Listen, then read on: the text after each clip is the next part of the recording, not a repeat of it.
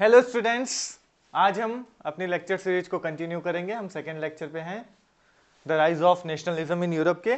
हमने nationalism in Europe में क्या समझा था कि नेशनलिज्म होता क्या है, कैसे फ्रेंच रिवॉल्यूशन ने नेशनलिज्म की आइडियोलॉजी को बूस्ट दिया। अब हम पढ़ेंगे डिफरेंट टाइप ऑफ नेशनलिज्म, जिसमें एक है लिबरल नेशनलिज्म। क्या होता है liberal nationalism? What did liberal nationalism stand for? मतलब क्या है इस बात का? Liberal nationalism was closely linked with liberalism. ठीक है, पहली चीज लिबरलिज्म क्या होता है?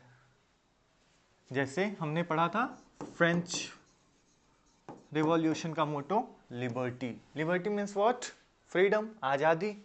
तो लिबरलिज्म क्या है? आजादी है। ठीक है, लिबरलिज्म एक लैटिन वर्ड से लिया गया है लिबर, जिसका मतलब होता है freedom. So it is closely linked with the liberalism which emphasizes freedom and equality। जिसमें फ्रीडम और इक्वालिटी की बात की जाए, यही है liberalism. Liberalism symbolise liberty for individuals and equality under the law. किसी भी इंडिविजुअल के लिए लिबर्टी, उसकी आजादी, और लॉ के अंडर उसकी इक्वालिटी। सभी लोग लॉ के in the eyes of law all are equal. And burgeoning middle classes, जो मिडिल क्लासेस थी वो सारी लिबरल थी, मतलब उनको फ्रीडम मिलती थी और वो इक्वल थी। Politically liberalism advocated for governance based on consent. अगर पॉलिटिकली बोला जाए तो लिबरलिज्म का क्या मतलब होता है कि ऐसी गवर्नमेंट जो कंसेंट पे चलती हो, मतलब सहमति पे चलती हो, जनता की मर्जी के हिसाब से चलने वाली गवर्नमेंट होगी एक लिबरलिज्म टाइप की government. Marking a shift from autocracy and clerical privileges towards constitutional government. तो पॉलिटिक्स में लिबरलिज्म का मतलब है एक पूरा पॉलिटिक्स में शिफ्ट, जो कहां से था? ऑटोक्रेसी से। ऑटोक्रेसी मतलब गवर्नमेंट जो अपने मन की चल रही थी। क्लेरिकल प्रिविलेजेस, क्लेरिकल प्रिविलेजेस का मतलब होता है जैसे यूरोप में चर्चेस का रूल रहा था, सारी चीजें, ऑर्डर्स चर्चेस डिक्टेट करती थी। क्या करना है वो चर्चेस बताती थी राजा को, जो पोप होते थे वो बताते थे कि क्या करना चाहिए। ठीक है, तो ये सारी पावर इनसे छीन के किसके पास चली जाए? एक कॉन्स्टिट्यूशनल गवर्नमेंट, एक ऐसी गवर्नमेंट जो जनता द्वारा चुनी गई है और जो बाउंड हो एक कॉन्स्टिट्यूशन से, जिसके ऊपर लिमिट लगी हो। ठीक है, एंड पार्लियामेंट्री रिप्रेजेंटेशन, और पार्लियामेंट में भी सबका रिप्रेजेंटेशन होना चाहिए। जैसे आज के टाइम में लोकसभा वर्क करती है, सेम वे में पार्लियामेंट्री रिप्रेजेंटेशन का कॉन्सेप्ट आया। 19th century liberals prioritized private property rights and the concept of government by the people through elected representatives। 19th century में जो लिबरल्स आए, मतलब ऐसे लोग जो लिबरलिज्म के आइडियाज को फॉलो करते थे, उन्होंने प्राइवेट प्रॉपर्टी को प्रायोरिटाइज किया। इसका मतलब उन्होंने प्राइवेट प्रॉपर्टी रखना एक बहुत जरूरी राइट माना, और जो गवर्नमेंट है वो पीपल के द्वारा इलेक्टेड होगी रिप्रेजेंटेशन के बेसिस पे। सभी ग्रुप का रिप्रेजेंटेशन होना चाहिए गवर्नमेंट में। ठीक है, अब समझने वाली बात यह है कि जो इक्वल ट्रीटमेंट की हमने बात की है, जो हमने पढ़ा था लिबरलिज्म का मतलब है इक्वालिटी बिफोर द लॉ। इसका यह मतलब नहीं था कि सबको वोटिंग राइट मिलेगा ही। यूनिवर्सल सफरेज का मतलब है वोटिंग राइट। इक्वालिटी हम कह तो रहे हैं, पर सबको इक्वल अभी भी नहीं है। Throughout the 19th and early 20th century, movements emerged advocating for equal political rights for women and non-propertied men। अब जब ऐसी कंडीशन होगी, जब लोगों को राइट्स नहीं मिलेंगे, तो क्या होगा? एक स्ट्रगल अगेन स्टार्ट होगा। तो पूरे 19th और 20th सेंचुरी में सफरेज मूवमेंट्स चले। सफरेज मतलब वोटिंग राइट्स के मूवमेंट चले, जो वुमेन और नॉन प्रॉपर्टीड मैन को वोटिंग राइट्स डिमांड कर रहे थे। ठीक है, अभी हमने पढ़ा था ना कि इन लोगों ने प्राइवेट प्रॉपर्टी को क्या किया था? प्रायोरिटाइज किया था। तो ऐसे लोग जिनके पास प्रॉपर्टी नहीं थी, उनको वोटिंग राइट नहीं मिले थे। हम पिछले वीडियो में हमने देखा था एक्टिव सिटीजन्स। तो एक्टिव सिटीजन्स वही थे जो टैक्स देते थे, जिनके पास प्रॉपर्टी थी और जो वोट दे सकते थे। बट अब डिमांड हो रही थी कि ऐसे लोग भी वोट दे सकते हैं जिनके पास प्रॉपर्टी नहीं है। Economically, liberalism supported free markets by opposing state-imposed restrictions on the movement of goods and capital। अब हमने पॉलिटिकली देख लिया लिबरलिज्म को, अब हम इकोनॉमिकली देखते हैं। इकोनॉमिक्स में क्या मतलब है लिबरलिज्म का? इकोनॉमिक्स में लिबरलिज्म का मतलब है कि कोई भी लिमिटेशन नहीं होनी चाहिए। अगर कोई भी बिजनेस स्टार्ट करना चाहता है उसको बिजनेस स्टार्ट करने देना चाहिए और गवर्नमेंट को उसको उसमें इंटरफियर नहीं करना चाहिए, ठीक है। In the German speaking regions during the early 19th century, the emergence of a customs union. अब 19th century में जर्मनी में क्या हुआ, जर्मन स्पीकिंग एरियाज में एक कस्टम यूनियन डेवलप होने लगा। मतलब जो लोग ट्रेड करते थे उन लोगों ने अपना ग्रुप बना लिया ताकि उससे वो अगर साथ में मिलकर रहेंगे तो अच्छे से ग्रो करेंगे, ठीक है। उस ग्रुप का नाम रखा गया द जोल्वरेन, ठीक है। ये नाम याद रख लेना, एग्जाम के लिए इंपॉर्टेंट है। aimed to streamline trade by abolishing tariffs and reducing the number of currencies. इसका जोल्वरिन का क्या काम था, तो हम सीधे समझ सकते हैं, जो ट्रेड था उसको स्ट्रीमलाइन करना, मतलब एक जैसे नदी बहती है बिना रुकावट के वैसे ट्रेड हमारा होते रहना चाहिए, रुकना नहीं चाहिए। बाय अबॉलिशिंग टैरिफ्स, टैरिफ्स का मतलब होता है टैक्सेस, जो टैक्स लग रहे हैं, फालतू का पैसा लग रहा है वो नहीं लगना चाहिए। और अलग अलग जो करेंसीज चल रही हैं, इस एरिया में दूसरी करेंसी, दूसरे एरिया में दूसरी करेंसी, जहां जहां जाओ ट्रेड करने तो बार बार पैसा ही बदलते रहो, तो ऐसा नहीं है। ये सब खत्म करने के लिए जोल्वरिन जैसी ग्रुपिंग बनी, ठीक है। The Zollverein initiated by Prussia and joined by other German states. Prussia और जर्मन स्टेट्स ने, प्रशिया ने स्टार्ट किया, जर्मन स्टेट्स ने ज्वाइन किया, ठीक है। अब प्रशिया क्या था, प्रशिया में भी जर्मन स्पीकिंग लोग थे। फैसिलिटेटेड इकोनॉमिक ग्रोथ, अब इससे क्या हुई, इकोनॉमिक ग्रोथ हुई। लिबरलिज्म के कारण जोल्वरिन बने, जोल्वरिन जिस तरीके से वर्क कर रहा था इकोनॉमिक ग्रोथ हो रही थी। By allowing the free flow of goods, people and capital, reinforced by the development of a railway network. ये अभी हमने पढ़ा ना, इकोनॉमिकली क्या मतलब है, जो movement of goods and capital है वो नहीं रुकना चाहिए, उसको कोई भी रिस्ट्रिक्शंस नहीं होनी चाहिए। जोल्वरिन बनने के बाद बिल्कुल वही हुआ, flow of goods, people and capital सब सही हो गया, और वो भी रिइंफोर्स बाय, मतलब रेलवे का डेवलपमेंट जैसे जैसे हुआ ये सारी चीजें और स्ट्रांग होती चली गई, ठीक है। This economic nationalism further bolstered broader nationalist sentiments promoting economic exchange and national unity.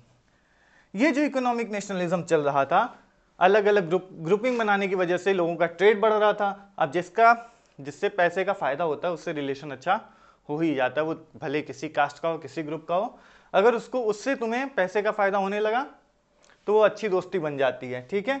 तो सेम चीज इससे इकोनॉमिक एक्सचेंज और नेशनल यूनिटी भी बढ़ने लगी वहां पे, ठीक है। A new conservative after 1815. After Napoleon's defeat, European governments leaned towards conservatism. अब कंजर्वेटिज्म की स्टार्ट हुई, लिबरलिज्म और कंजर्वेटिज्म। जिस चीज के वर्ड के लास्ट में ISM आए तो समझ लेना वो किसी आइडिया की बात हो रही है। सोशलिज्म, लिबरलिज्म, कैपिटलिज्म, कम्युनिज्म, ठीक है। जूदाइज्म, बुद्धिज्म, जैनिज्म, ये जितने भी ISM वाले वर्ड हैं सब किसी एक सेट ऑफ आइडियाज की बात कर रहे हैं। तो अब आफ्टर 1815 क्या हुआ था 1815 में, what was the most significant events in the history of Europe that happened in 1815? ये कमेंट में बता देना, कुछ थोड़ा काम तुम लोग भी कर लो। So after Napoleon's defeat, European governments leaned towards conservatism. जो यूरोप की गवर्नमेंट थी नेपोलियन के हारने के बाद, वो सब के सब क्या हुई, कंजर्वेटिज्म की तरफ झुकना स्टार्ट कर दी। Aiming to uphold traditional institution. अब कंजर्वेटिज्म का मतलब समझ लो, कंजर्वेटिज्म मतलब कंजर्वेटिस्ट ऐसे लोग होते हैं जो इस आइडिया में बिलीव रखते हैं कि जो पुरानी चीजें चली आ रही थी वो बहुत अच्छी थी, आज की जो मॉडर्न चीजें हैं वो आज इन चीजों को खराब कर रही हैं। जैसे इंडिया में तुम्हें देखना हो तो लोग कहते हैं ना कि अब की, जैसे एक एग्जाम्पल कि कुछ औरतें जो आज अब जीन्स पहन रही हैं उनके पास साड़ी का आंचल नहीं है, बच्चे मुंह कैसे पोछेंगे। साड़ी का कल्चर कितना अच्छा था, जीन्स का कल्चर लोगों को बर्बाद कर रहा है, फोन लोगों को बर्बाद कर रहा है। तो ये जो लोग भी बोल रहे हैं कि जो मॉडर्न चीजें आ रही हैं उससे लोग बर्बाद हो रहे हैं, ये कंजर्वेटिव है, ठीक है। ये नहीं चाहते कि सोसाइटी में चेंज हो। तो सेम कंजर्वेटिव क्या करते थे, ये अपहोल्ड ट्रेडिशनल इंस्टीट्यूशन, जो पुराने समय से सिस्टम चला आ रहा था उसको ये मेंटेन रखना चाहते थे, उसमें चेंजेस नहीं चाहते थे। जैसे मोनार्की, राजा का शासन चला आ रहा है, उन्हें कोई दिक्कत नहीं, राजा का शासन होना चाहिए उनके आइडियाज में। द चर्च, जो चर्च रूल कर रहा था, मैंने बताया था। जैसे इंडिया में भी बहुत सारे जो मंत्री होते थे राजा के, वो बताते थे, नहीं तो कोई पुरोहित होता था, राजा को बताता था कि अगर कोई धर्म संकट है तो पुरोहित बताता था कि ऐसा करना चाहिए। सेम चर्च करता था। चर्च राज तो नहीं करता था, बट राजा को बहुत बहुत भारी मात्रा में कंट्रोल करता था। सोशल हायरार्कीज, हायरार्कीज का मतलब तो सबको पता होना चाहिए। हायरार्की का मतलब होता है एक लेयर के नीचे दूसरी लेयर। जैसे अगर हमने एक ग्रुपिंग बनाई है, जैसे फ्रेंच रिवॉल्यूशन में फर्स्ट स्टेट, उसके नीचे सेकंड स्टेट, उसके नीचे थर्ड स्टेट। तो ये चीजें फ्रेंच रिवॉल्यूशन ने क्या की, इक्वालिटी का प्रिंसिपल लाया कि हम सब इक्वल हैं, कोई भी ऊपर या नीचे नहीं है। बट कंजर्वेटिव क्या चाहते थे कि ये सोशल हायरार्की बनी रहे, हम ऊपर हैं तो ऊपर हैं, तुम नीचे हो तो नीचे रहो, ठीक है। प्रॉपर्टी जैसे बन चल रही है चलने देनी चाहिए, और फैमिली का सिस्टम भी वैसा ही होना चाहिए, ठीक है। आगे देखो, conservatives recognise that modernisation could benefit traditional institution, making state power more robust through advancements like a modern army. अब देखो, जो कंजर्वेटिव्स थे मॉडर्न चीजों को तो पसंद करते नहीं थे, बट उनको ये बात माननी पड़ी कि जो मॉडर्नाइजेशन है उससे इनका काफी कुछ बेनिफिट हो सकता है। क्या बेनिफिट हो सकता है? जैसे उसका यूज करके जो स्टेट पावर है उसको और रोबस्ट बनाया जा सकता है। रोबस्ट मतलब और मजबूत बनाया जा सकता है। जैसे मॉडर्न आर्मी, पहले आर्मी भाले से लड़ रही है, तलवार से लड़ रही है, मर जा रही है। अब उसमें जो मॉडर्नाइजेशन आ रहा है, बंदूक का इस्तेमाल हो रहा है, ये सबको पसंद आ रहा है, ठीक है। एफिशिएंट ब्यूरोक्रेसी, जो ब्यूरोक्रेसी का सिस्टम चला आ रहा है उस चीज को पूरा चेंज करेंगे, अच्छी ब्यूरोक्रेसी आएगी, पढ़े लिखे लोग आएंगे, ठीक है। अ डायनेमिक इकोनॉमी, जो इकोनॉमी नई सेटअप हो रही है, नए नए डिमांड्स आ रहे हैं, उसके हिसाब से प्रोडक्शन चेंज हो रहा है। ये सारी चीजें लोगों को अच्छी लग रही थी, कंजर्वेटिव्स को भी लग रहा था कि कंजर्वेटिज्म को और स्ट्रॉन्ग करने के लिए ये चीजों की जरूरत है। और ultimately the end of feudalism, जो जमीनों पे कुछ लोगों का कंट्रोल हुआ करता था वो कंट्रोल कम होगा, ठीक है। The Congress of Vienna in 1815 involving powers like Britain, Russia, Prussia and Austria sought to reverse many changes. अब इस चीज के लिए द कांग्रेस ऑफ वियना हुई इन 1815, ठीक है। In the year of 1815 itself एक कांग्रेस का मतलब होता है मीटिंग, वियना में एक मीटिंग हुई जिसमें क्या डिसाइड किया गया, इसमें कुछ कंट्रीज जैसे कि ब्रिटेन, रशिया, प्रशिया, ऑस्ट्रिया, इन लोगों ने ट्राई किया जो भी नेपोलियन ने चेंजेस लाए थे उसको हम वापस से पलट देंगे। हमने नेपोलियन का चेंज पढ़ा था, नेपोलियनी कोड 1804 फर्स्ट लेक्चर में है, ठीक है। तो ये सारे चेंजेस जो लाए गए थे इसको अब ये क्या कर रहे थे, रिवर्स करना चाह रहे थे, पलटना चाह रहे थे। और साथ ही साथ ये जो बर्बन डायनेस्टी थी जिसको हटा दिया गया था फ्रांस में से, उसको दोबारा ला रहे थे। पहले बर्बन डायनेस्टी का रूल था, फिर फ्रेंच रिवॉल्यूशन होता है, बर्बन डायनेस्टी खत्म होती है और नेपोलियन के मरने के बाद दोबारा से बर्बन डायनेस्टी को स्टैब्लिश किया जाता है। Prussia and Austria gained territories, while Russia and Prussia acquired parts of Poland and Saxony. Prussia and Austria अलग अलग टेरिटरीज गेन किए, मतलब दूसरे के टेरिटरीज पे कब्जा कर लिए, और रशिया प्रशिया ने भी दूसरे पार्ट्स पे, पोलैंड के पार्ट्स पे कब्जा कर लिया, सैक्सनी के पार्ट्स पे कब्जा कर लिया, with the primary goal of reinstating overthrown monarchies. जिनका प्राइमरी गोल क्या था, जिनका मेन मोटो क्या था ये सब करने का, टेरिटरीज एक्वायर करने का, कि ये वापस से जो मोनार्की थी जिसको उखाड़ के फेंक दिया था फ्रेंच रिवॉल्यूशन ने, उसको वापस से स्टैब्लिश किया जा सके। Post 1815 conservative regimes were autocratic, suppressing dissent and instituting censorship to quell challenges to autocratic rule. 1815 के बाद अब कंजर्वेटिव्स पूरे एकदम मूड में आ गए थे कि अब जो भी लिबरल बातें करेगा उसको क्या करेंगे, उसको हम सप्रेस करेंगे, ठीक है।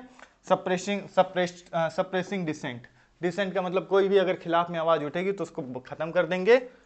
और सेंसरशिप, सेंसरशिप का मतलब कोई भी चीज पे बैन लगा देना, जैसे मूवी बनी उसको सेंसर कर दिया गया, कोई बुक है उसको बैन कर दिया गया, यही होता है सेंसरशिप। किस लिए कर रहे हैं, ताकि उनके जो ऑटोक्रेटिक रूल है, जो निरंकुश उनका शासन है, उस पर कोई सवाल न उठाए। Despite liberal ideals from the French Revolution persisting and inspiring movements like advocating for press freedom। किसके बावजूद, जबकि इसके साथ साथ ही चल रहा था फ्रेंच रिवॉल्यूशन का जो लिबरल आइडिया फैलाया गया था, वो मीडिया के फ्रीडम की बात कर रहा था, उसके बाद भी सेंसरशिप ये लोग इम्पोज किए जा रहे थे। ठीक है, ये देखो, ये बहुत अच्छा सा कैरिकेचर है। कैरिकेचर का मतलब एक कार्टून होता है। अब यहाँ पर देखो क्या लिखा हुआ है। अब ये लिखा दूसरी लैंग्वेज में, इसका ट्रांसलेशन यहाँ पर है। The plaque on the left bears the inscription the most important question of today's time is how long will thinking be allowed to us. आज के समय का सबसे बड़ा क्वेश्चन ये है कि हम लोग को कब तक सोचना अलाउड है।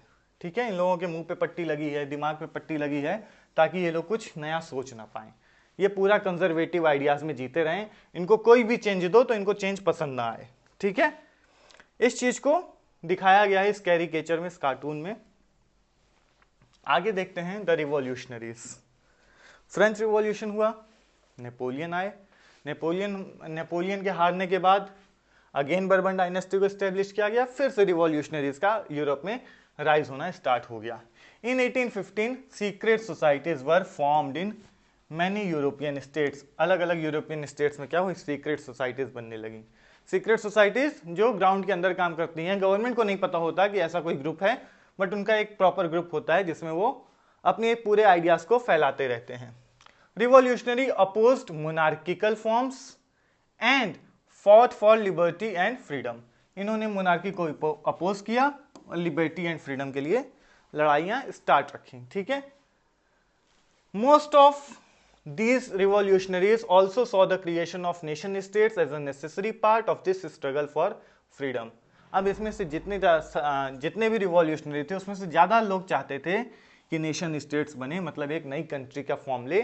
ठीक है, जिसमें सब लोग एक कॉमन आइडेंटिटी शेयर करें, तभी वो कहेंगे कि हाँ उनके लिए फ्रीडम हो गया। ठीक है, द इटालियन रिवॉल्यूशनरी गुइसेप मैज़िनी, ये नाम बहुत इंपॉर्टेंट है बोर्ड के एग्जाम के लिए। Who was Giuseppe Mazzini? He was a Italian revolutionary. ठीक है, बॉर्न इन जिनोवा इन 1807। ये पूरी लाइन रट लेना। गुइसेप मैज़िनी क्या थे? एक इटालियन रिवॉल्यूशनरी थी, 1807 में जिनोवा में पैदा हुए थे। इन्होंने दो ग्रुप बनाई। ठीक है, दो अंडरग्राउंड सोसाइटीज थी। First is young Italy in Marseilles. ठीक है, यंग इटली बनाई इन्होंने मर्सेल्स में। और दूसरा ग्रुप कौन सा था? दूसरा ग्रुप था, secondly he founded young Europe. Young Italy and young Europe, दोनों नाम याद रखना। यंग यूरोप कहां पर बनाया गया? बर्न कहां पर है? स्विट्जरलैंड में। ठीक है, whose members were like-minded young men from Poland, France, Italy and the German states। जहां पर जो उसके मेंबर्स थे अलग अलग कंट्रीज से थे, फ्रांस से थे, पोलैंड से थे, जर्मनी से थे, इटली से थे। ठीक है, ये है गुइसेप मैज़िनी जो यंग यूरोप का फॉर्मेशन कर रहे हैं। ठीक है, following his model secret societies were set up in Germany, France, Switzerland and Poland. अब गुइसेप मैज़िनी का मॉडल देखते हुए बहुत सारी सीक्रेट सोसाइटीज और लोगों ने भी बनाना स्टार्ट कर दिया कि हम भी ऐसे करेंगे, हम भी रिवॉल्यूशन लाएंगे। Mazzini's relentless opposition to monarchy and his vision of democratic republics frightened the conservatives. जो मैज़िनी का रिलेंटलेस अपोजिशन था, रिलेंटलेस मतलब बिना रुके वो अपोज करते रहे कि मोनार्की जैसी चीज खत्म होनी चाहिए। ठीक है, और जो उनका विजन था डेमोक्रेटिक रिपब्लिक का, वो पूरे कंजर्वेटिव्स को डरा के रख दिया था। पूरे कंजर्वेटिव्स को लग रहा था कि अब नेपोलियन चला गया है, अब वो वापस से कंजर्वेटिव्स आइडियाज इंपोज करेंगे। बट जो गुइसेप मैज़िनी का रिवॉल्यूशनरी ग्रुप था, उन्होंने इस आइडिया को डरा दिया, इनको एक डरा के रख दिया कि ये आइडिया इनका सक्सेसफुल नहीं होगा। Metternich described him as the most dangerous enemy of the social order. Duke Metternich, हमने पढ़ा होगा इसके बारे में, पहले बुक में दिया हुआ है। इनका एक स्टेटमेंट था, when France sneezes the rest of Europe catches cold. जब फ्रांस छींकता है तो पूरे यूरोप को सर्दी लग जाती है। इन्होंने कहा कि इस टाइम अगर सोशल ऑर्डर का कोई सबसे बड़ा दुश्मन है तो वो गुइसेप मैज़िनी। सोशल ऑर्डर समझ रहे हो? सोशल ऑर्डर का मतलब वही मतलब जो हायरार्की का था कि फर्स्ट स्टेट, उसके नीचे सेकंड स्टेट, उसके नीचे थर्ड स्टेट। पूरी सोसाइटी जिस ऑर्डर में चल रही थी, गुइसेप मैज़िनी उसका अपोज कर रहे थे। ठीक है, the age of revolutions 1830 to 1848। अब आता है ऐसा टाइम जब रिवॉल्यूशंस और आगे बढ़ गया, जो इस पीरियड में इतना प्रोमिनेंट हुआ कि हम इसको नाम ही देने लगे the age of revolutions. The period from 1830 to 1848 was known as the Age of Revolutions in Europe. As conservative governments sought to strengthen their power, ideas of liberalism and nationalism became linked with revolutionary movements. जैसे जैसे conservative governments अपनी power बढ़ाने की कोशिश कर रही थी Europe में, वैसे वैसे लोगों को जो लिबरलिज्म का आइडिया था, नेशनलिज्म का आइडिया था, वो सारे उनके लिए लिंक हो गए कि लिबरलिज्म और नेशनलिज्म एक ही चीज है। ठीक है, ये पूरा रिवॉल्यूशनरी मूवमेंट्स के अंदर समाहित हो गए।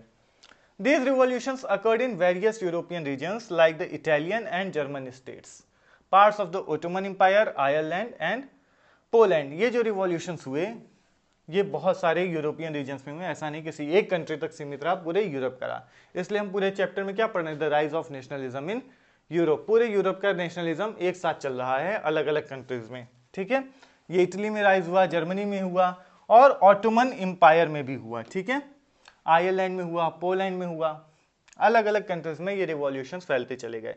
The revolutions were primarily led by liberal nationalists from the educated middle class elite, including professors, school teachers, clerks and members of the commercial middle classes. अब ये जो रिवॉल्यूशंस के आइडियाज थे वो बहुत ज़्यादा फैलाए जा रहे थे मिडिल क्लासेस के द्वारा। जो मिडिल क्लास में एलीट थे, मतलब एलीट मतलब अच्छे घर के लोग, मिडिल क्लास में भी थोड़े अमीर जैसे professors, school teachers, clerks, members of the commercial middle classes, ये सारे लोग इस रिवॉल्यूशन के आइडिया को और स्प्रेड कर रहे थे। ठीक है, So the first major uprising happened in France in July 1830. France में सबसे पहली अपराइजिंग होती है जुलाई 1830। इसी टाइम को कहते हैं जुलाई रिवॉल्यूशन। ये जो रिवॉल्यूशन हुआ इसी का नाम है जुलाई रिवॉल्यूशन, जहां पर बर्बन मोनार्की जो थी उसको उखाड़ के वापस से फेंक दिया गया।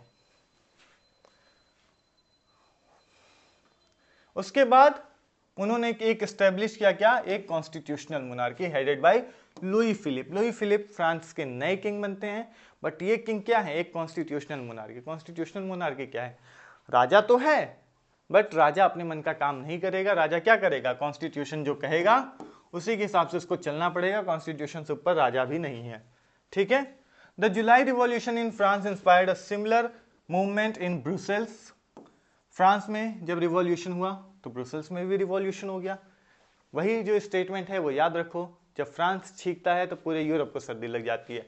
फ्रेंच रिवॉल्यूशन जब 1789 में हुआ, पूरा रिवॉल्यूशन पूरे यूरोप में फैला। फिर जुलाई 1830 में फ्रांस में रिवॉल्यूशन हुआ, फिर से वो पूरे यूरोप में फैला। ब्रुसेल्स में leading to the separation of Belgium from the United Kingdom of the Netherlands. जो नेदरलैंड्स का यूनाइटेड किंगडम था उसमें से बेल्जियम बाहर आ गया। ठीक है, क्यों, क्योंकि उन्होंने भी रिवॉल्यूशन करके वहां से अपना किनारा कर लिया उस ग्रुपिंग से और अपने आप को क्या कर लिया, फ्री कर लिया, इंडिपेंडेंट कर लिया। The Greek war of independence, उसके बाद ग्रीस में भी इंडिपेंडेंस की लड़ाई चालू हो गई। Ignited nationalist sentiments across Europe as Greece had been under Ottoman rule since the 15th century. Greece में भी ये इंडिपेंडेंस की फाइट चली, किसके अगेंस्ट, ऑटोमन इंपायर के अगेंस्ट, जो 15th सेंचुरी से ही ऑटोमन इंपायर इस पे रूल करके रखा हुआ था। ठीक है, कब से ऑटोमन इंपायर स्टार्ट हुआ था, द ईयर इज 1453। ठीक है, revolutionary nationalism in Europe fuelled the Greek struggle for independence that began in 1821, supported by exiled Greeks and sympathisers from western Europe. जो ग्रीक में नेशनलिज्म स्टार्ट हुआ वो fuelled किससे हुआ, fuelled the Greek struggle for independence that began in 1821, जिसको exiled Greeks, ऐसे Greeks जिनको देश से बाहर निकाल लिया गया था, वो सपोर्ट कर रहे थे, और वेस्टर्न यूरोप के भी सिंपथाइजर्स थे जिनकी सिंपैथी ग्रीस के साथ थी कि इनके साथ गलत हो रहा है, वो इसको सपोर्ट करते थे। ठीक है, prominent figures like Lord Byron supported the Greek cause, emphasising Greece's importance as the cradle of European civilisation. अब जो प्रोमिनेंट फिगर्स थे, फेमस लोग थे, लॉर्ड बायरन टाइप के लोग, उन्होंने ग्रीक के कॉज को सपोर्ट किया, मतलब ग्रीक जिस लिए लड़ रहे थे, अपनी आज़ादी के लिए लड़ रहे थे, उसको सपोर्ट किया और ग्रीक का इंपॉर्टेंस दिखाया as a cradle of European civilisation. जो यूरोप की सिविलाइजेशन है वो कहाँ से स्टार्ट हुई थी, ग्रीस से स्टार्ट हुई थी। ठीक है, क्रेडल का मतलब क्या होता है, पालना, तो यूरोपियन सिविलाइजेशन का पालना कौन हुआ, ग्रीस। ठीक है, Lord Byron organized financial aid and joined the conflict, ultimately passing away in 1824 due to illness.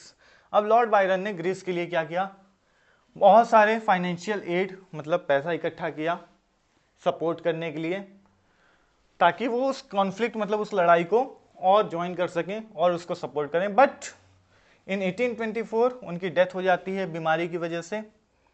The treaty of Constantinople in 1832 officially recognise Greece as an independent nation state, और 1832 में Greece भी by the treaty of Constantinople एक independent state बन जाता है।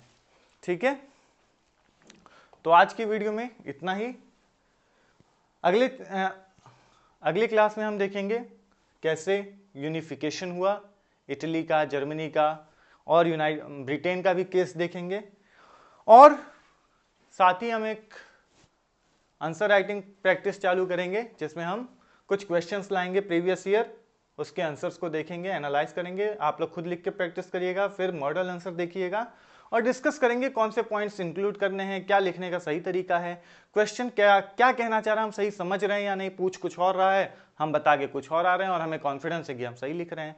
तो ये सारी चीजें नहीं होनी चाहिए, हमें पता होना चाहिए कि क्वेश्चन ने पूछा क्या और हमें बताना क्या है। तो अगली वीडियो में हम कोशिश करेंगे जल्द से जल्द ये आंसर राइटिंग की सीरीज लाएं, पहले इस चैप्टर पे लाते हैं और भी चैप्टर पे साथ ही साथ पैरेलली उसको कंटिन्यू करेंगे।